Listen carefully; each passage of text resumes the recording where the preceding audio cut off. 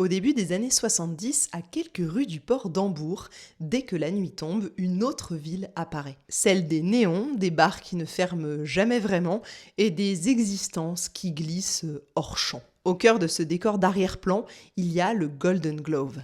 Un bar sans charme, sans glamour, mais avec cette promesse implicite. Ici, personne ne juge personne. Venez comme vous êtes, quoi. Fritz Honka y est un habitué.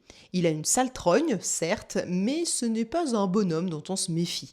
Il fait partie des meubles à ce niveau-là. Le genre de voisin qu'on finit par ne même plus remarquer à la table d'à côté.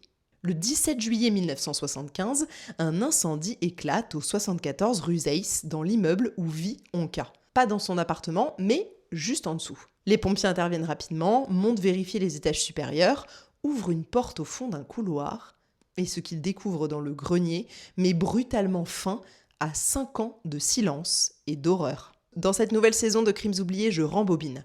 Je reviens au quartier, au bar, à l'immeuble et à tout ce qui a permis à l'inacceptable de durer pendant si longtemps. Et surtout, je voudrais vous parler d'elles, Gertrude, Anna, Frida et Ruth, 4 femmes dont les disparitions n'ont pas déclenché de recherche parce que personne, ou presque, ne se souciait de leur existence. Pourquoi leurs absences n'ont inquiété personne ? Qu'est-ce que ça dit de la ville et même des institutions de l'époque ? Et quand l'affaire éclate enfin, est-ce que la justice a vraiment été à la hauteur ? Je vous raconte toute cette histoire dans la saison 33 de Crimes oubliés. Rendez-vous donc vendredi pour découvrir l'épisode 1.